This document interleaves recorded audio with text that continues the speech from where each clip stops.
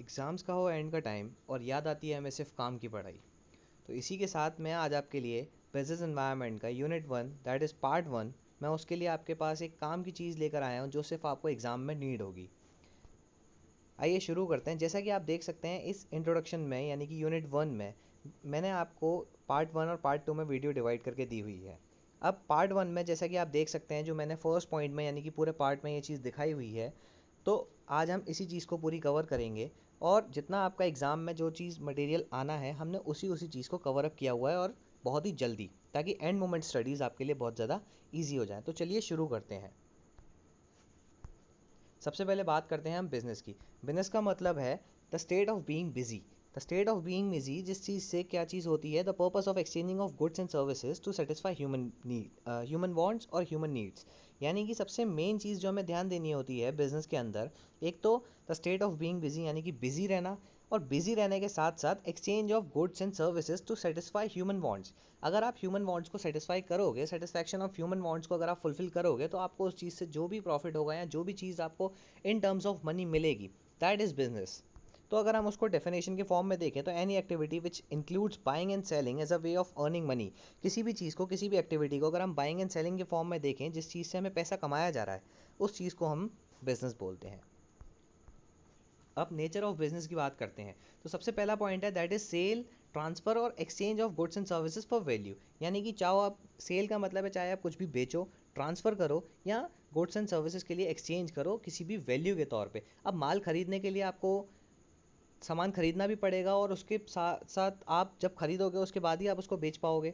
यानी कि कोई भी चीज़ आपने कोई भी एक्सचेंज किया गुड्स एंड सर्विसेज का, तो आपने उसके साथ साथ क्या किया, उसको इन टर्म्स ऑफ वैल्यू यानी किसी वैल्यू के फॉर्म में टर्म्स किया, तभी वो चीज़ एक क्या है, बिजनेस एक्टिविटी के फॉर्म में हो गई।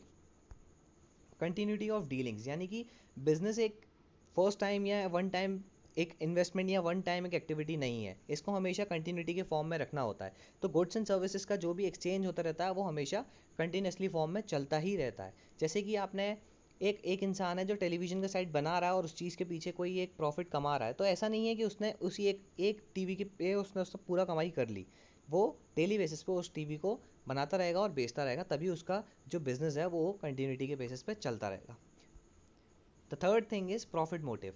जो भी चीज़, जो भी बिजनेस होता है हमेशा वो भी सिर्फ एक ही चीज़ के पीछे होता है, that is to earn profit. Profit नहीं है तो बिजनेस नहीं है। कोई भी इंसान बिना पैसे के लिए कोई भी काम करना नहीं चाहता।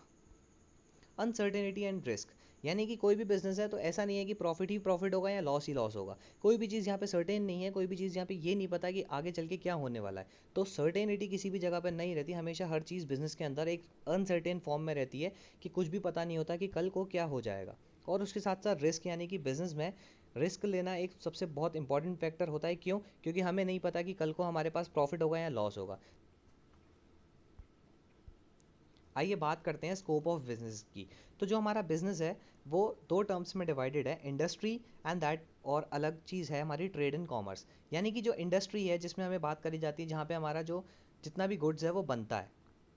यानी कि जिसमें हम ले एक्सट्रैक्टिव, एक्सट्रैक्टिव यानी कि कोई भी चीज़, जैसे जिस चीज़ को हमें एक्सट्रैक्ट करी जाती है या निकाली जाती है। फॉर एग्जांपल माइनिंग हो गया, ऑयल की खान हो गई, यानी कि माइनिंग यानी कि जिस जगह से हमें ऑयल एक्सट्रैक्ट किया जाता है या निकाला जाता है।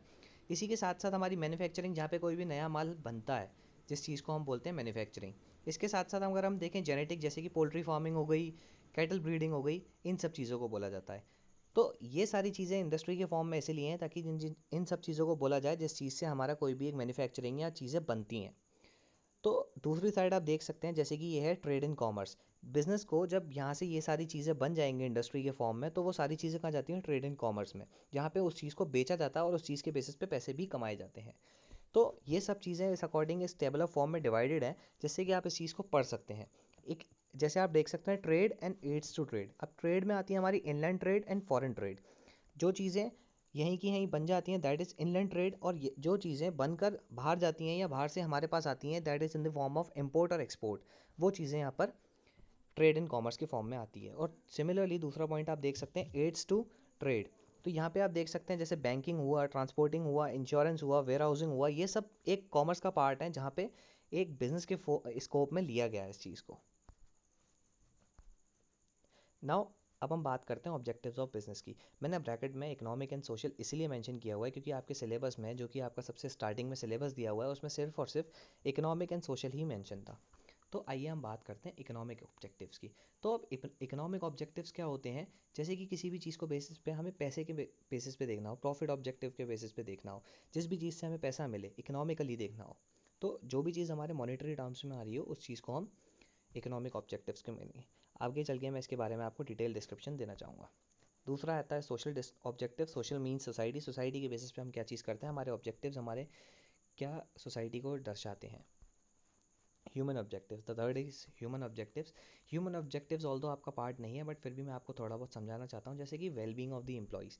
एम्प्लॉयज़ के लिए हम क्या भला करते हैं, हमारे एम्प्लॉयज़ को कैसे सेटिस्फाई करना है, या उनके लिए हमें कैसे भलाई सोचनी है, उनके लिए कैसे सोशल सेटिस्फेक्शन दिलाना है, हमें उनको राइट जॉब दी जाए, हमें अच्छा उनको उनके काम के अकॉर्डिंग हमें उनको अच्छा प्रमोशन देना चाहिए, अच्छा उनके लिए करियर बनाना चाहिए, या उनको एक अच्छी मॉनेटरी टर्म्स में उनकी सैलरी देनी चाहिए। दैट इज़ उनकी सेटिस्फेक्शन के लिए हमें उनको जितना भी उनको सपोर्ट करना चाहिए, वो चीज़ हमारे ह्यूमन ऑब्जेक्टिव्स के अंदर आते हैं।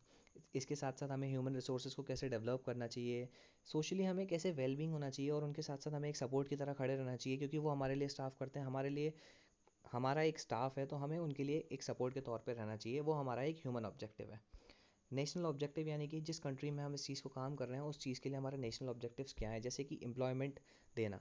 अब एम्प्लॉयमेंट रखना यानी कि वो एक क्रिएशन ऑफ एम्प्लॉयमेंट का पार्ट आ गया, जहाँ पे हमें एम्प्लॉयमेंट देना है, तो वो एक ऑल्दो किसी ना किसी जगह पर एक लिटरेसी रेट बढ़ा रहा है, तो ये एक नेशनल ऑब्जेक्टिव का पार्ट है जिसमें हम एक सोशल जस्टिस को फॉर्म कर रहे हैं।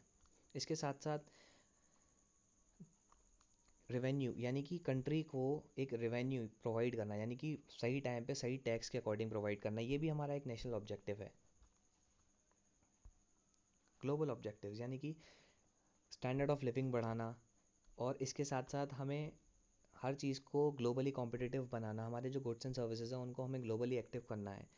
यानी कि जब से हमारा एलपीजी आया, लिबरलाइज जब से हमारी कंट्री लिबरलाइज हुई है, या प्राइवेटाइजेशन आया है, या ग्लोबलाइजेशन हुई है, तो उस चीज़ में हमें कैसे अपने बिजनेस को एक्सपोर्ट में लेना है या इंपोर्ट करना है, या कैसे हमें अपनी इकोनॉमी को बढ़ाना है, या कैसे फॉरेन इन्वेस्टमेंट्स लेने हैं, उन सब चीज़ों को हम ग्लोबल ऑब्जेक्टिव्स में लेते हैं। तो सबसे पहले आइए बात करता हूँ मैं इकोनॉमिक ऑब्जेक्टिव्स की। जैसा कि मैंने आपको बताया, इकोनॉमिक मीन्स जो चीज़ हमारे मॉनेटरी टर्म्स में होती है या पैसे के बेसिस पे देखते हैं। तो सबसे पहला हमारा इस चीज़ का पार्ट आता है प्रॉफिट अर्निंग। आप चाहें तो इन सब चीज़ों को लिख भी सकते हैं, क्योंकि कल एग्जाम में आपको यही सब चीज़ें लिखनी भी होंगी। तो प्रॉफिट अर्निंग में सबसे पहली पहली चीज़ है, एक प्रॉफिट हमारा लाइफ ब्लड है बिजनेस का।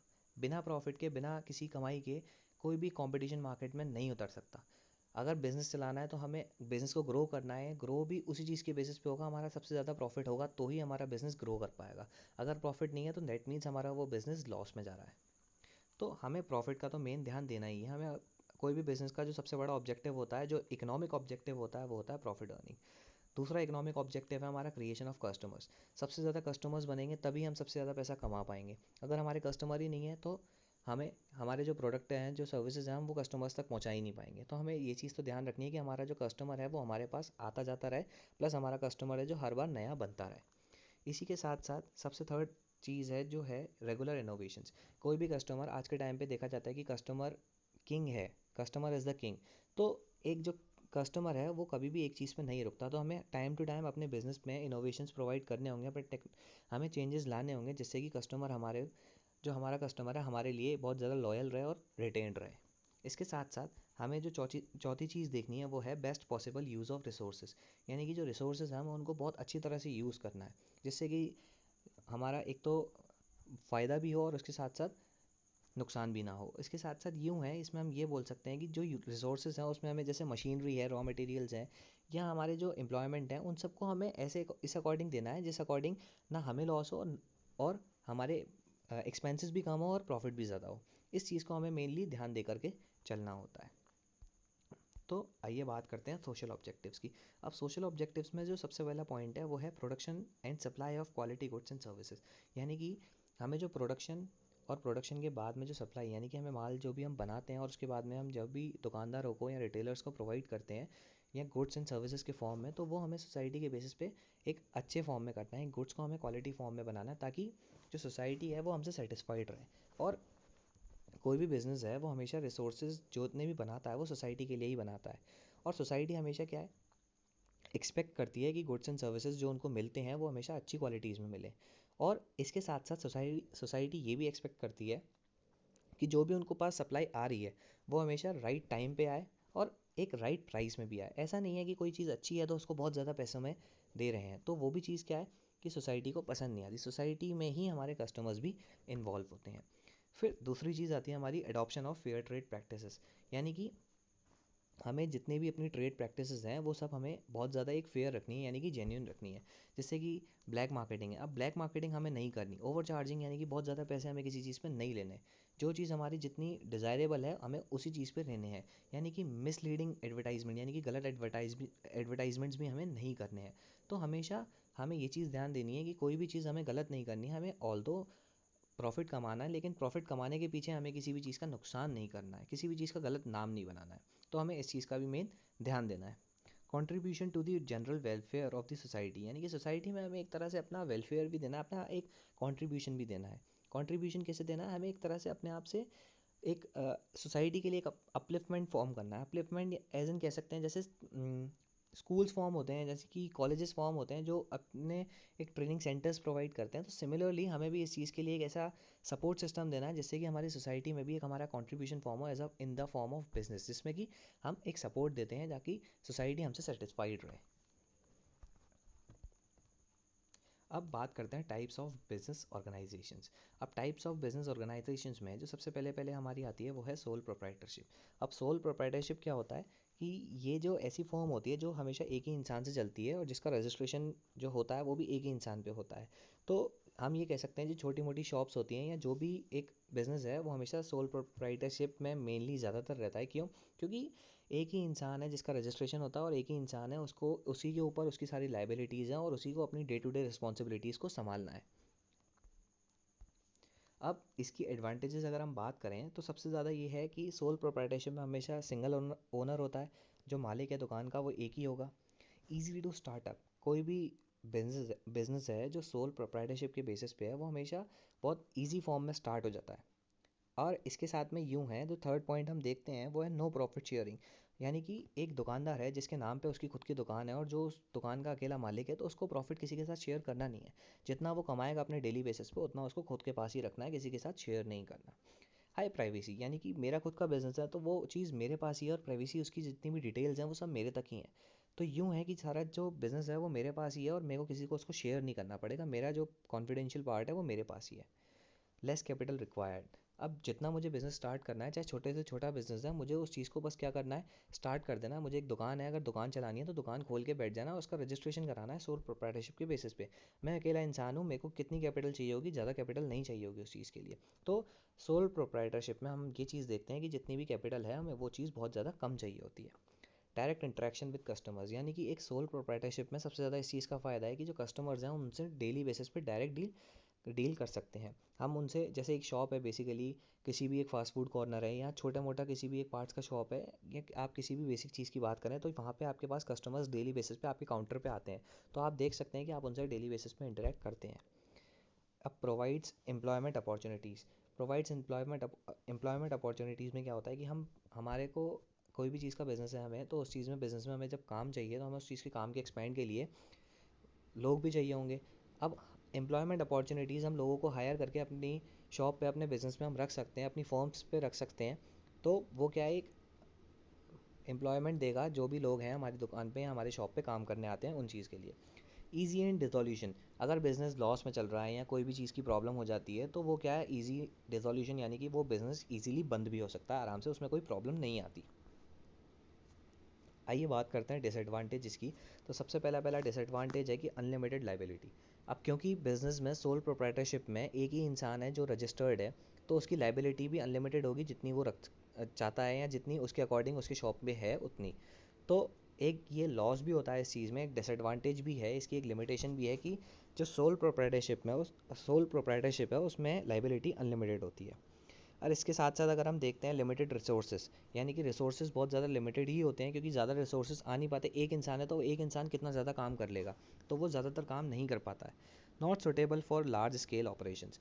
क्यों लार्ज स्केल, यानी कि अगर आप बिज़नेस को अपने लार्ज स्केल में देखना चाह रहे हैं कि उसकी ब्रांचेस बढ़ाना चाहते हैं या उसको बहुत एक अच्छे स्केल पे लाना चाहते हैं, तो ये एक तरह से लिमिटेशन है कि सोल प्रोप्राइटरशिप हमेशा मेनली देखा जाता है कि वो स्मॉल स्केल ऑपरेशंस के लिए ही होता है। लिमिटेड कैपिटल, जैसा कि मैंने आपको बताया कि एडवांटेजेस में ये चीज़ थी कि लेस कैपिटल रिक्वायर्ड, यानी कैपिटल कम चाहिए होती है, तो वो एक नुकसान भी है। अगर आपको कोई बड़ा बिजनेस स्टार्ट करना है या कोई बड़ा बिजनेस एज एन की जिसमें कैपिटल ज़्यादा चाहिए, तो वो बहुत ज़्यादा एक लॉस होता है कि एक इंसान इतनी ज़्यादा कैपिटल अपने आप से नहीं लगा पाता है। लैक ऑफ कंटिन्यूटी, अब कोई भी चीज़ है, कोई भी जो बिज़नेस है, अगर अकेला इंसान है तो वो उस चीज़ को अकेले बेसिस पे कंटिन्यू नहीं कर पाएगा, उसको प्रॉब्लम आएगी उस चीज़ को कंटिन्यू करने में, तो वो डेली बेसिस पे कभी कभी क्या है, कंटिन्यू नहीं हो पाता है। ये भी एक इसका लॉस है। लैक ऑफ मैनेजरियल एक्सपर्टाइज, यानी कि अगर एक बिजनेस का ओनर है और वो उसने सोल प्रोप्राइटर में अपने आप को रखवाया हुआ है, तो वो किसी मैनेजर को नहीं रख सकता उस चीज़ पे। क्यों? क्योंकि वो एक छोटा बिजनेस है, तो वहाँ पे मैनेजरियल एक्सपर्टाइज यानी कि प्लानिंग, ऑर्गेनाइजिंग, डायरेक्टिंग, कंट्रोलिंग, ये सब चीज़ें वहाँ पे उस जगह पे नहीं फॉलो हो सकती। लॉन्ग आवर्स एंड वर्क, एक ही इंसान है, एक ही प्रोप्राइटर है उस चीज़ का, एक ही काम करने वाला इंसान है, तो वो उसको क्या है, बहुत टाइम तक काम करना पड़ेगा और उसको बहुत ज़्यादा हार्ड वर्क भी चाहिए होगा उस चीज़ के करने के लिए, तो उसके एफर्ट्स भी बहुत ज़्यादा लगेंगे प्रॉफिट के लिए। लैक ऑफ क्वालिफाइड एम्प्लॉयज़, क्यों? क्योंकि एक सोल प्रोप्राइटरशिप में एक इंसान है जो काम करने वाला है, और उसके साथ साथ जो भी इसको एम्प्लॉयमेंट देना है उसको, वो हमेशा मेनली अपने से छोटे लेवल का लोगों को देगा जिसको वो ज़्यादा सैलरी नहीं दे पाएगा, तो वो वेजेस के बेसिस पे मेनली काम करवाता है, या सैलरी भी देगा तो वो बहुत कम स्केल पे देगा। तो वहाँ पर क्या चीज़ हो जाती है कि उसके पास क्वालिफाइड एम्प्लॉयज़, यानी कि जो पढ़े लिखे एम्प्लॉयज़ हैं, वो नहीं आ सकते उस जगह पे, क्योंकि वो जो पढ़े लिखे एम्प्लॉयज़ हैं वो हमेशा कंपनी प्रेफर करते हैं। जो दूसरा हमारा बिजनेस ऑर्गेनाइजेशन का टाइप है, दैट इज़ दी पार्टनरशिप। अब पार्टनरशिप में क्या होता है कि दो और दो से ज़्यादा लोग एक बिज़नेस को शेयर करते हैं, उनके बीच में एक लीगल एग्रीमेंट साइन होता है जिसके बेसिस पे सारे डिसीजंस बनते हैं, जैसे प्रॉफिट किस बेसिस पे शेयर होगा, और जितने भी प्रॉब्लम्स होती हैं, डिस्प्यूट्स होते हैं, हर एक चीज़ को वो अपने आप में बांटते हैं। लेकिन मैं एक चीज़ बताना चाहूँगा कि पार्टनरशिप के भी यहाँ पे टाइप्स होते हैं, जैसे जनरल पार्टनरशिप। जनरल पार्टनरशिप में क्या होता है कि सारे जो पार्टनर्स हैं वो सारी प्रॉफिट, लाइबिलिटी, सब चीज़ों को अपने आप में बांटेंगे, वो किसी चीज़ को अलग अलग नहीं रखेंगे, जितना भी जिसका हिस्सा है वो सब अपने आप में शेयर करते हैं। दूसरा है आपका लिमिटेड पार्टनरशिप। लिमिटेड पार्टनरशिप में क्या होता है कि जितनी भी इनकी लाइबिलिटीज़ हैं, एक पार्टनर के पास पूरी लाइबिलिटी होगी और बाकी जितने भी पार्टनर्स हैं उन सब के पास कम लाइबिलिटीज़ होगी। इससे क्या होता है कि जो पार्टनर है, जो अपनी सबसे ज़्यादा लाइबिलिटी ले रहा है, वो ही सब चीज़ों का रिस्पॉन्सिबल भी होता है। तीसरा है जॉइंट वेंचर। जॉइंट वेंचर में क्या होता है कि ये एक जनरल पार्टनरशिप की तरह है, बट ये सिर्फ और सिर्फ एक सिंगल प्रोजेक्ट के लिए होता है। सिंगल प्रोजेक्ट में कितने लोग काम कर रहे हैं, जितना भी उनका जो प्रॉफिट आएगा उस चीज़ को शेयर करके वहीं के वहीं वो जॉइंट वेंचर है वो ख़त्म हो जाएगी। अब बात करते हैं हम एडवांटेजेस की। तो पार्टनरशिप में जैसे मैंने बात करी, इजी टू स्टैब्लिश, कि कोई भी दो लोग हैं जिनको अपने आप में कोई बिजनेस स्टार्ट करना है, तो वो फटाफट से अपने बीच में एक एग्रीमेंट रखवा करके ईजिली उस चीज़ को स्टैब्लिश कर सकते हैं, वो अपना बिजनेस स्टार्ट कर सकते हैं। शेयरिंग ऑफ रिस्क, यानी कि किसी भी तरह का लॉस आ जाए या किसी भी तरह की प्रॉब्लम आ जाए उस बिज़नेस में, तो वो उस चीज़ को पार्टनर्स आपस में बांट करके शेयर कर सकते हैं, जिससे कि उनका एक सपोर्ट भी हो जाएगा और उस चीज़ से उनको कोई प्रॉब्लम भी नहीं आएगी और एक इंसान के पास पूरा बोझ भी नहीं आएगा। अच्छा, combined capital. The third thing is combined capital. तो कंबाइंड कैपिटल में क्या होता है कि एक इंसान को एक भी कैपिटल या पूरी तरफ से कैपिटल नहीं लगानी पड़ती है, क्योंकि पार्टनरशिप है, पार्टनरशिप में वो आपस में अपने आप को सब चीज़ों के बांटते हैं, तो उनको कैपिटल भी आपस में वो बांट बांट के लगा सकते हैं। फॉर एग्जांपल, अगर कैपिटल किसी बिजनेस में 1 लाख लगनी है, तो दोनों पार्टनर्स अपने आप को 50-50 हज़ार में डिवाइड करके वो उसको लगा देंगे। वर्कलोड डिवाइडेड, किसी भी एक इंसान के सर पर पूरा काम नहीं आता है, तो वो क्या है, जितना भी काम होता है उन सब चीज़ों को वो अपने ऊपर बांट लेते हैं। शेयर डिसीजन मेकिंग, तो पार्टनरशिप में क्या होता है कि वो जो डिसीजन मेकिंग है, जितना भी डिसीजन किसी भी बेसिस के लिए, किसी भी बिजनेस के लिए बनता है या फ्यूचर के लेके बनता है, तो वो अपने आप में एक आपसी मतभेद या जो भी चीज़ होती है उस चीज़ को वो रिलेट करके या अपने आप में डिवाइड करके उस चीज़ को वो बना पाते हैं। जो वो जितना भी डिसीजन है, जितना भी एक डिसीजन सब पार्टनर्स के बीच में बनता है, तो वो म्यूचुअली बनता है। Easier to raise funds, example loans, यानी कि अब लोन्स या फंड्स हैं, जितने भी फंड्स मिलते हैं वो हमें पार्टनरशिप में इजीली मिल जाते हैं, जिससे कि एक फंड रेजिंग का काम भी बहुत ज़्यादा इजी हो जाता है। जैसे लोन्स हैं, तो लोन्स पार्टनरशिप फॉर्म में बहुत जल्दी मिल जाते हैं। क्यों? क्योंकि वहाँ पे पार्टनर्स हैं, एक से ज़्यादा है बिजनेस का ओनर, और वो उसके साथ साथ उसमें प्रॉफिट अर्निंग भी ज़्यादा ही होगी, तो वो चीज़ एक बैंक भी प्रेफर करती है या फाइनेंशियल इंस्टीट्यूशन जो भी है, वो पार्टनरशिप फॉर्म्स के लिए लोन्स को ज़्यादा प्रेफर करती है जल्दी देने में। अब डिसएडवांटेजेस की भी बात करते हैं, क्योंकि हर चीज़ के फ़ायदे हैं तो नुकसान भी हैं। तो डिसएडवांटेजेस में क्या है, more people to share in profits. अब शेयर, जितना भी प्रॉफिट का शेयरिंग आएगा वो हमेशा पार्टनर्स के बीच में डिवाइड होगा। अब दो तो ठीक है, लेकिन दो से ज़्यादा अगर है तो जितना भी प्रॉफिट आएगा उन सबको म्यूचुअली बांटना पड़ेगा पार्टनर्स के बेसिस पे, जितना भी उनका एग्रीमेंट हुआ है जिस बेसिस पे। तो ये एक डिसएडवांटेज है इस चीज़ का कि एक इंसान प्रॉफिट का पार्ट नहीं ले पाएगा। अगर एक इंसान कोई डीलिंग कर रहा है तो उसको सब में ही बांटनी पड़ेगी उस प्रॉफिट की। General partners have unlimited liabilities, यानी कि जनरल पार्टनरशिप में हमेशा पार्टनर्स को अनलिमिटेड लाइबिलिटी हुई। क्यों? जैसे अगर फर्स्ट पार्टनर ने कोई नुकसान कर दिया बिजनेस में और सेकंड पार्टनर वहाँ पर था भी नहीं, या सेकंड पार्टनर को इस बारे में कुछ पता भी नहीं है, तो भी सेकंड पार्टनर के पास वो लाइबिलिटी आ जाएगी। Partnership can dissolve if one dice, यानी कि कोई भी इंसान अगर बिजनेस पार्टनरशिप में मरता है या कोई भी अगर मर जाता है या किसी की डेथ हो जाती है तो वो पूरी की पूरी पार्टनरशिप उस टाइम पे ही बंद हो जाएगी। Partners are held liable for each other's action, जैसा कि मैंने आपको सेकंड पॉइंट में भी बताया कि एक इंसान की करनी दूसरे को भरनी पड़ेगी, तो वही चीज़ यहाँ पर भी एक डिसएडवांटेजेस है। अब जो तीसरी हमारी बिजनेस ऑर्गेनाइजेशन है दैट इज़ दी कॉरपोरेशंस। अब कॉरपोरेशंस में क्या होता है कि एक ऐसा बिजनेस ऑपरेशन है जिसमें कि एक इसको सेपरेट बोला गया है। जैसे सोल प्रोप्राइटरशिप में या पार्टनरशिप में हमारे को ये चीज़ देखी गई थी कि जो बिज़नेस का ओनर है वो बिज़नेस से अलग नहीं है, बिज़नेस उसका है, उसको हर एक चीज़ अपने आप में ही देखनी पड़ेगी। अब यहाँ पर क्या होता है कि जो बिज़नेस का ओनर है वो शेयर होल्डर्स होते हैं जो सारे मिलकर के पैसे लगाते हैं उस बिज़नेस में, और बिज़नेस कॉरपोरेशन यानी कि इंडिविजुअल यानी कि जो उसका मालिक है बिज़नेस का या जो ओनर है वो और उसकी जो कंपनी है वो दोनों एक अलग अलग आइडेंटिटी शेयर करेंगे। तो यहाँ पर क्या होता है कि बहुत सारे शेयर होल्डर्स हैं जो उन सब जगहों पे जो कॉरपोरेशंस के बेसिस पे पैसा लगाते हैं, जो शेयर्स खरीदते हैं, जिसका ज़्यादा शेयर होगा उसका ज़्यादा एक ओनरशिप होगी उस कंपनी में। तो वो शेयर होल्डर्स क्या करते हैं कि बोर्ड ऑफ डायरेक्टर्स को इलेक्ट करते हैं जो उनकी डिसीजन मेकिंग में भी और उनकी मेजर पॉलिसीज़ में भी एक पार्ट लेता है। आइए एडवांटेजेस देखते हैं कॉरपोरेशंस के। तो एडवांटेजेस क्या होता है कि जो मोर मनी फॉर इन्वेस्टमेंट, यानी कि जितना भी शेयर होल्डिंग है, तो बहुत सारे कॉरपोरेशंस में बहुत सारे शेयर होल्डर्स होते हैं जो अपना अपना पैसा लगाते हैं उसमें टू वर्ड्स, तो उस चीज़ पे वो डिविडेंड कमाने के लिए। तो यहाँ पर क्या करते हैं कि एक कॉरपोरेशन को, एक कंपनी को बहुत ज़्यादा पैसा मिल जाता है इन्वेस्टमेंट के तौर पर। ट्रांसफ़र ऑफ ओनरशिप, यहाँ पर क्या होता है कि एक जो ओनर है वो अपनी ओनरशिप किसी दूसरे ओनर को भी ट्रांसफ़र कर सकता है। जैसे मैं हूँ, मेरे पास इस कंपनी के बहुत सारे शेयर्स हैं, तो मैं चाहूँ तो मैं अपने शेयर किसी और को भी ट्रांसफ़र कर सकता हूँ। तो यानी कि मैंने अपनी ओनरशिप ट्रांसफ़र कर दी। एक्सटर्नल सोर्सेज ऑफ फंड, यानी कि हम सोर्सेज जो अपना फंड रेजिंग है वो हम बाहर से भी एक्वायर कर सकते हैं। एक्सटर्नल सोर्सेज यानी कि जो कंपनी है उसके बाहर से हम उन चीज़ों को एक्वायर भी कर सकते हैं आराम से। अब डिसएडवांटेजेस की बात करें तो it requires more time and money. ये सबसे ज़्यादा इस चीज़ का एक लिमिटेशन है कि जो कॉरपोरेशन बिजनेस है वो हमेशा बहुत ज़्यादा टाइम और मनी खाता है। डबल टैक्सेशन, यानी कि जो टैक्सेशन नॉर्मल टैक्स जाता है किसी भी गवर्नमेंट को, तो यहाँ पे कॉरपोरेशंस में एक हाई रेट ऑफ टैक्स जाता है।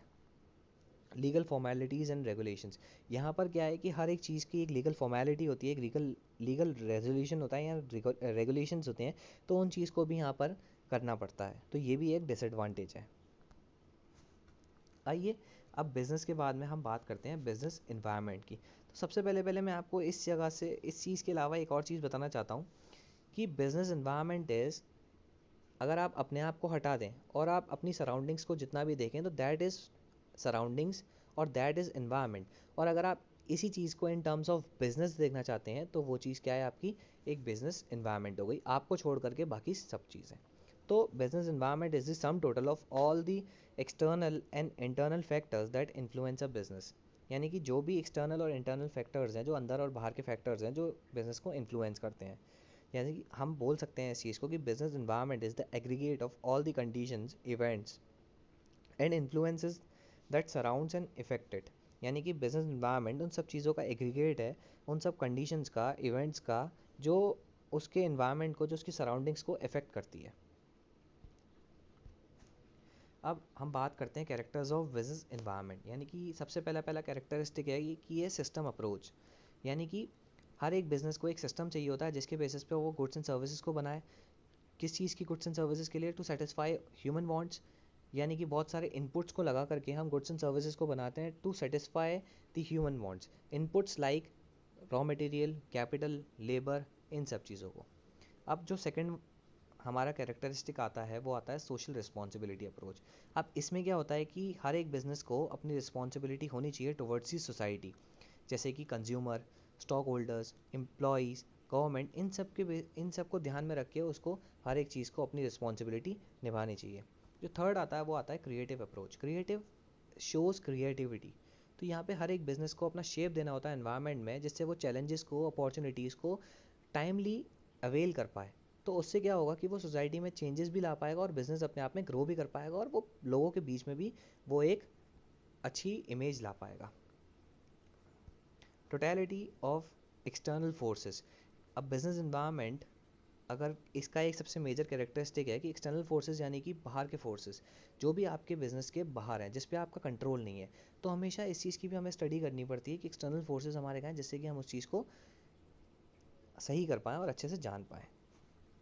Business environment is dynamic in nature. क्यों? क्योंकि यहाँ पे मिक्सचर ऑफ मैनी फैक्टर्स, बहुत ज़्यादा चीज़ें हैं जो हमें, फैक्टर्स हैं जो बहुत ज़्यादा हमारे बिजनेस में जगह घेरते हैं, जो हमारे बिजनेस में एक एक्वायर करते हैं। तो डायनेमिक हम इसीलिए बोलना चाहते हैं, डायनेमिक नेचर इसीलिए है बिजनेस, क्योंकि वो बहुत ज़्यादा मिक्सचर है बहुत ज़्यादा फैक्टर्स का, ऐसे चेंजेस का, जो हमारे बिजनेस में डेली बेसिस पे जगह घेरते हैं।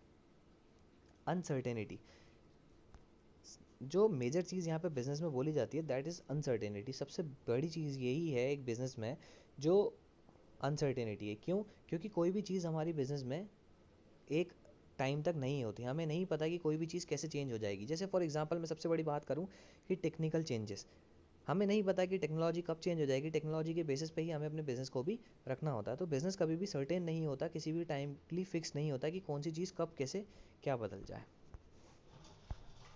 जो नेक्स्ट पॉइंट है वो है हमारा significance of business environment. The first thing is helps to understand internal environment. अब किसी भी बिजनेस के लिए या किसी भी बिजनेस एनवायरनमेंट के लिए या एंटरप्राइज के लिए बहुत ज़्यादा ज़रूरी है कि वो अपने इंटरनल एनवायरनमेंट को समझे। जैसे कि उनकी बिजनेस पॉलिसी क्या है, उनका ऑर्गेनाइजेशन स्ट्रक्चर कैसे है, ये सब चीज़ें क्या है उनको समझना बहुत ज़्यादा ज़रूरी है, जिससे कि वो अपने एक मैनेजमेंट को या मैनेजमेंट इंफॉर्मेशन सिस्टम को बहुत अच्छे से इफ़ेक्टिव बना पाएँ और एक बिजनेस इन्वायरमेंटल चेंजेस को भी प्रेडिक्ट कर पाएँ। दूसरा, it helps to understand economic policy. अब बहुत सारी इकोनॉमिक सिस्टम्स हैं हमारे बिजनेस को इन्फ्लुएंस करने वाले। तो एक बिजनेसमैन के लिए या बिजनेस फर्म के लिए ये बहुत ज़्यादा ज़रूरी चीज़ है कि वो अपने, जैसे इन्वेस्टर्स हैं, कैपिटलिस्ट हैं, सोशलिस्ट हैं, जो सोसाइटी में रहने वाले लोग हैं, कस्टमर्स हैं, वो इन सब चीज़ों का एक रोल समझें, उनका एक पूरा इकोनॉमिक सिस्टम समझें कि वो क्या उनके लिए कैसे एक बेनिफिशियल या क्या रोल उनके लिए देता है। Helps to understand economic policy. किसी भी इकोनॉमिक पॉलिसी को समझना वो बिजनेस के लिए बहुत ज़्यादा ज़रूरी होता है। तो हमेशा ये चीज़ भी समझनी चाहिए कि उनकी गवर्नमेंट पॉलिसीज़ जैसे कि export import policy, price policy, monetary policy, foreign exchange policy, ये सब चीज़ें कैसे एक बिज़नेस को इफ़ेक्ट करेगी। किसी भी बिज़नेस के लिए उसको सबसे पहले मार्केट कंडीशन को भी समझना बहुत ज़्यादा ज़रूरी है, जिससे कि क्या है उनको एक मार्केट स्ट्रक्चर को और उसके मार्केट में जो चेंजेस आएंगे उन सब चीज़ों को भी समझना बहुत ज़्यादा ज़रूरी होता है। जैसे एक नॉलेज अब गेन करनी पड़ती है, जैसे इंक्रीज़ और डिक्रीज़ इन डिमांड के बारे में भी समझना पड़ेगा, सप्लाई क्या चल रही है, मोनोपोलिस्टिक प्रैक्टिसेस क्या हैं, गवर्नमेंट का पार्टिसिपेशन क्या है बिजनेस में। ये सारी चीज़ें बहुत ज़्यादा ज़रूरी होती हैं किसी भी एंटरप्राइज के लिए। जो हमारा नेक्स्ट टॉपिक है वो है स्कोप ऑफ बिजनेस एनवायरनमेंट। सबसे पहला है identifies business opportunities and threats. अब कोई भी बिजनेस एनवायरनमेंट बिजनेस के लिए बहुत ज़्यादा एक हेल्पफुल रहता है, जिसमें वो उनको अपॉर्चुनिटीज़ या थ्रेट्स एक आइडेंटिफाई कराता है। अब अगर किसी भी बिजनेस में उसकी अपॉर्चुनिटीज़ बहुत जल्दी टाइमली गैदर हो जाएगी, तो वो क्या होगा, एक कॉम्पिटिटर्स के ऊपर एडवांटेज लेने वाली चीज़ हो जाती है, जिससे कि वो बहुत ज़्यादा अपने मैक्सिमम रिटर्न्स भी कमा सकते हैं कॉम्पिटिटर्स की कंपटीशन से पहले ही। सिमिलरली, अगर कोई भी इन्वायरमेंट बिजनेस के थ्रेड्स को भी अगर गैदर कर पा रहा है या जो भी आने वाले थ्रेड्स हैं उनको गैदर कर पा रहा है, तो वो उनको भी ठीक कर सकते हैं अपने करेक्टिव मेजर्स को लेकर के। It helps in planning and policy formulation. कोई भी बिजनेस है उसको हमेशा अपनी लॉन्ग टर्म चीज़ों के लिए ही चलना होता है, प्लस उस चीज़ के लिए उसको प्लानिंग भी करनी होगी। तो प्लानिंग इज़ नथिंग, अगर आप बिजनेस आगे नहीं लेके चलेंगे तो प्लानिंग हमेशा हर चीज़ के लिए ज़रूरी भी होती है। तो बिजनेस एनवायरनमेंट में प्लानिंग और पॉलिसी फॉर्मुलेशन भी बहुत ज़्यादा ज़रूरी होता है, और वो उसमें हेल्प करता है बिजनेस एनवायरनमेंट को आगे बढ़ाने के लिए भी। It provides useful resources. अब क्या होता है, कोई भी बिजनेस है वो अपने बहुत सारे इनपुट्स लगा करके, जैसे रॉ मटेरियल, कैपिटल, लेबर, जिससे कि वो अपने एक आउटपुट जनरेट करता है जिसको हम बोलते हैं फिनिश्ड गुड्स, या जिसको वो इनपुट्स को कन्वर्ट करके वो गुड्स एंड सर्विसेज में बनाता है, जिससे वो मार्केट की नीड्स को सेटिस्फाई करता है। तो ये चीज़ भी बहुत ज़्यादा इफेक्टिव या ज़रूरी होती है कि बिजनेस इन्वायरमेंट जो है वो यूज़फुल रिसोर्सेज को भी प्रोवाइड करवाता है। अगर अ, अच्छी तरह से इनपुट्स की सप्लाई नहीं होगी तो वो हमेशा एक चीज़ की प्रॉब्लम देगा, किसमें, फिनिश्ड गुड्स को बनाने में। तो बिजनेस इन्वायरमेंट में रिसोर्सेज को बहुत अच्छी तरह से यूज़ करना भी ज़रूरी होता है। इसी के साथ साथ अगर सारे रिसोर्सेज हैं जो बहुत अच्छी तरह से यूज़ होंगे तो हमेशा एक चीज़ रहती है कि वो परफॉर्मेंस अपने आप ही बढ़ जाएगी। परफॉर्मेंस बढ़ेगी तो मैनेजर्स हैं वो अपनी नॉलेज और स्किल्स को भी बढ़ा पाएंगे। एक मीडियम ऑफ एजुकेटिंग मैनेजमेंट भी बढ़ेगा। तो हमेशा क्या होगा कि अगर कोई भी चीज़ को हम अच्छी तरह से यूज़ करेंगे तो हमें उस चीज़ का एक एक्सपीरियंस भी मिलेगा, और हम अपने आप को उस चीज़ के अकॉर्डिंग सुधार भी पाएंगे और अपने आप को एक इफ़ेक्टिव भी बना पाएंगे। अब रैपिड चेंजेस से कोप अप करने वाली चीज़ कैसे, जैसे कस्टमर के टेस्ट एंड प्रेफरेंसेस में चेंज आ जाता है। कस्टमर, चाहे कोई भी बिजनेस है, वो किसी भी जगह पे एक सर्टेनिटी नहीं दिखाता है। हमेशा बिजनेस एक अनसर्टेन रहता है। तो बिजनेस को एक चीज़ के लिए भी समझना चाहिए कि जो भी इन्वायरमेंट को जिसको वो स्टडी कर रहे हैं, तो चाहे वो कस्टमर के प्रेफरेंसेस हो गए, टेस्ट हो गए, फैशन हो गया, टेक्नोलॉजी हो गई या इकोनॉमिक कंडीशंस है, किसी भी तरह के रैपिड चेंजेस से वो बिजनेस कोप अप हो पाए। Enhances business image. अब क्या है कि अगर बिजनेस एनवायरनमेंट सही तरह से चलेगा तो वो हमेशा क्या करेगा, एक बिजनेस इमेज को भी बढ़ा करके चलेगा, जिससे कि हम अपॉर्चुनिटीज़ का भी फ़ायदा ले पाएंगे प्लस थ्रेट्स को हटा भी पाएंगे। सारी चीज़ों को अगर हम अच्छी तरह से यूज़ करेंगे तो एक बिजनेस इमेज जो अपने आप में ही बढ़ जाएगी। Assist in facing competition. अगर एनवायरनमेंट को अच्छी तरह से गैदर किया जाएगा तो वो हमेशा कॉम्पिटिशन्स के बारे में जो मार्केट में चल रहे हैं उन सब चीज़ों के बारे में भी पता चल पाएगा। इस चीज़ के अकॉर्डिंग जो कॉम्पिटिटर्स के एक्शंस एंड स्ट्रैटेजीज चल रही हैं, इस चीज़ से भी हमारे अंदर अवेयरनेस आ पाएगी। बिजनेस एनवायरनमेंट से क्या चीज़ फ़ायदा होगा कि कॉम्पिटिशन्स में हमारा भी एक रोल आएगा, एक पार्टिसिपेशन आएगा। तो हम उस कॉम्पिटिशन्स को भी फेस कर पाएंगे। क्यों? क्योंकि इन्वायरमेंट की अगर स्टडी होगी तो हम सारी चीज़ों को जान भी पाएंगे। अब जो लास्ट टॉपिक आता है वो है हमारा कंपोनेंट्स ऑफ बिजनेस एनवायरनमेंट। सबसे पहला कंपोनेंट है वो है इकोनॉमिक एनवायरनमेंट। इकोनॉमिक एनवायरनमेंट जैसे कि हमारा जीडीपी, इनकम लेवल हो गया, प्रॉफिट अर्निंग हो गया, एम्प्लॉयमेंट रेट हो गया, बहुत सारी फिस्कल पॉलिसीज़ हो गई। ये सारी चीज़ें किसी भी तरह से बिजनेस एनवायरनमेंट में समझना बहुत ज़्यादा ज़रूरी होता है। अब जैसे अगर मैं बात करूं, जब न्यू इकोनॉमिक पॉलिसी आई थी 1991 में, तो बहुत सारी अपॉर्चुनिटीज़ बिजनेसमैन को ऑफर हुई थी। जैसे बैंकिंग सेक्टर ने क्या करा था, बहुत सारी अपनी अपनी अट्रैक्टिव स्कीम्स लेके आई थी मनी डिपॉजिट के लिए, प्लस उसके साथ साथ मनी लेंडिंग के लिए भी। तो बैंक्स ने क्या करा था, एक लोन्स को एक तरह से ऑफर किया था बिजनेसमैन्स को, एक बिजनेस ऑपरेशंस के लिए, जिससे, और वो भी बहुत ज़्यादा नॉमिनल रेट पे, जिससे क्या हुआ था कि मिनिमम फॉर्मेलिटीज़ भी हुई, प्लस एक बिजनेसमैन्स को या एक स्टार्टअप्स लेने के लिए या बिगनर्स को बहुत ज़्यादा फ़ायदा हुआ था, जिससे कि वो अपना बिजनेस भी स्टार्ट कर पाते हैं।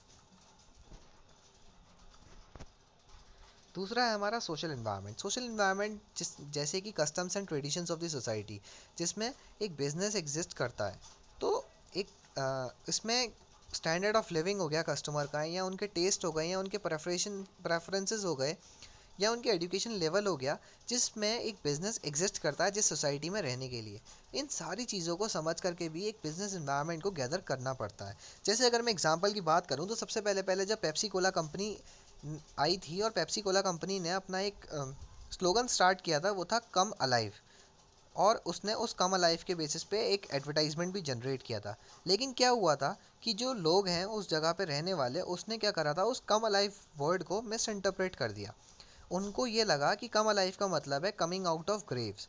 तो लोगों ने क्या, उस चीज़ का एक ऑब्जेक्शन किया, जिससे कि पेप्सी कोला कंपनी को अपना जो एडवर्टाइजमेंट है वो चेंज करना पड़ गया। तो हमेशा हमें बहुत सारे ऐसे एस्पेक्ट हैं सोशल एनवायरनमेंट के जिसको हमें फॉलो करना पड़ता है, जिससे लोगों की क्वालिटी ऑफ लाइफ। हमें ये चीज़ भी जाननी है कि हमें हर एक चीज़ कस्टमर के अकॉर्डिंग चलानी है, और हमें सारी चीज़ों को देख दाख कर ही चलना होता है। तो हमें हर एक चीज़ को समझ करके, लोगों की ट्रेडिशंस को, कस्टम्स को, पॉपुलेशन को, हर एक चीज़ को दिमाग में रख करके भी चलना होता है। तीसरा है हमारा पॉलिटिकल एनवायरनमेंट। जैसे कि गवर्नमेंट की क्या क्या पॉलिसीज़ चल रही हैं, गवर्नमेंट की क्या क्या सिस्टम चल रहा है, जैसे मैं बात करूं कि 1977 में जब जनता गवर्नमेंट की पावर थी, तब उन्होंने क्या करा था कि फॉरेन कंपनीज़ को, सारी जितनी भी फॉरेन कंपनीज़ इंडिया में सेटअप थी, उन सबको उन्होंने वापस भेज दिया था। तो उस चीज़ के इफेक्ट में क्या रहा था, जो कोका कोला कंपनी है, उसने अपना जो बिज़नेस स्टार्ट किया था इंडिया में, उसको अपना पूरा बिज़नेस शट करके, वाइंड अप करके वापस से जाना पड़ा था कंट्री छोड़ करके। बट सिमिलरली क्या हुआ कि पॉलिटिकल चेंजेस क्या हुए, पॉलिटिकल इन्वायरमेंट में चेंजेस हुई। जैसे ही गवर्नमेंट चेंज हुई 1991 में, जब इकोनॉमिक पॉलिसी चेंज हुई, तब प्राइवेटाइजेशन आया, लिबरलाइजेशन आया, ग्लोबलाइजेशन आया। तो उस चीज़ से क्या हुआ कि similar same Coca Cola company के साथ साथ बहुत सारी अदर फॉरेन कंपनीज वापस से इंडिया में आई और उन्होंने अपना बिजनेस सेटअप किया। तो पॉलिटिकल चेंजेस इस अकॉर्डिंग हमारे एक बिजनेस को भी इफेक्ट करते हैं। तो हमें पॉलिटिकल इन्वायरमेंट में भी बहुत सारे एस्पेक्ट्स को ऐसे फॉलो करना पड़ता है, जिसमें कि हमारे प्रेजेंट पॉलिटिकल कंडीशन हो गई, या गवर्नमेंट फॉरेन पॉलिसीज़ होगी गवर्नमेंट की, कंट्री में हमारे कॉन्स्टिट्यूशंस कैसे चल रहे हैं, वो सब चीज़ों को भी समझ करके एक बिजनेस में ज़रूरी होता है। लीगल इन्वायरमेंट की बात करते हैं अब हम। लीगल इन्वायरमेंट में क्या होता है, बहुत सारे लॉज एंड लेजिस्लेशंस होते हैं जो हमारे पार्लियामेंट में पास होते हैं। जैसे कि अगर हम देखें तो लाइसेंसिंग को लेकर के क्या लॉज हैं, किसी भी मार्केट को लेकर के क्या लॉज हैं। जैसे मैं अगर एक बात करूं तो लीगल इन्वायरमेंट में एक लॉ ये पास हुआ है कि एडवर्टाइजमेंट जो कि एल्कोहलिक प्रोडक्ट का है वो प्रोहिबिटेड है। तो किसी भी कंपनी को सारे लीगल फॉर्मेलिटीज़, उनके लॉज क्या चल रहे हैं, वो भी चीज़ें समझनी पड़ती हैं। जैसे किसी भी टोबैको का प्रोडक्शन है, तो वहाँ पे हमें एक वार्निंग देनी ही देनी है, जो कि कंपलसरी है कि आपको उसमें वार्निंग देनी है टोबैको के लिए। टोबैको, जैसे आपने देखा होगा, बहुत सारे ऐसे प्रोडक्ट्स आते हैं जिसमें लिखा होता है tobacco is dangerous for health. तो ये सारी चीज़ें हमें लीगल इन्वायरमेंट्स को भी समझना होता है कि क्या लॉज एंड लेजिस्लेटिव एक्ट्स चल रहे हैं, क्या लीगल पॉलिसीज़ चल रही है लाइसेंसिंग को लेकर, क्या लीगल पॉलिसीज़ चल रही हैं फॉरेन ट्रेड को लेकर के। ये सारी चीज़ें हमें समझ करके चलना होता है। इन्वायरमेंट का मतलब यही है कि हमें सारे इन्वायरमेंट को गैदर करना है और फिर हमें अपना बिजनेस रन करना है। टेक्नोलॉजिकल इन्वायरमेंट, अब किसी भी बिज़नेस को लॉन्ग टर्म चलाने के लिए उसकी टेक्नोलॉजी भी समझना बहुत ज़्यादा ज़रूरी है।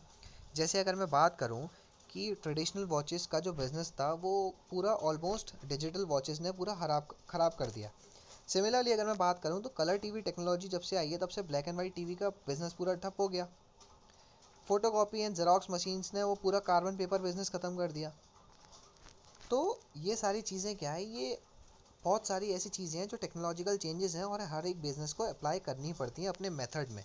अगर कोई भी प्रोडक्शन है या कोई भी बिज़नेस है जो अपना प्रोडक्शन कर रही है, उसने अपने मेथड्स को या उनके इक्विपमेंट्स को या मशीनरीज को या क्वालिटी ऑफ प्रोडक्ट को टाइमली कस्टमर के अकॉर्डिंग चेंज नहीं किया या टेक्नोलॉजी के अकॉर्डिंग चेंज नहीं किया, तो वो बिज़नेस हमेशा अपना बेनिफिट नहीं कर पाएगी, अपने आप को इम्प्रूव नहीं कर पाएगी। तो हमेशा टेक्नोलॉजिकल चेंजेस में हमें ये चीज़ का ध्यान रखना होता है कि हमें इम्प्रूव, क्वालिटी को भी इम्प्रूव करना है, प्लस कस्टमर का डेली बेसिस पे फ़ायदा भी बनाना है। इसी के साथ हमारी जो पार्ट 1 की वीडियो है वो यहीं ख़त्म होती है। And guys, if you want detail notes of this part, तो आप मुझे कमेंट भी कर सकते हैं इस चीज़ के लिए, और तब तक के लिए आप सब्सक्राइब भी कर सकते हैं फॉर मोर इन्फॉर्मेशन ऑल्सो।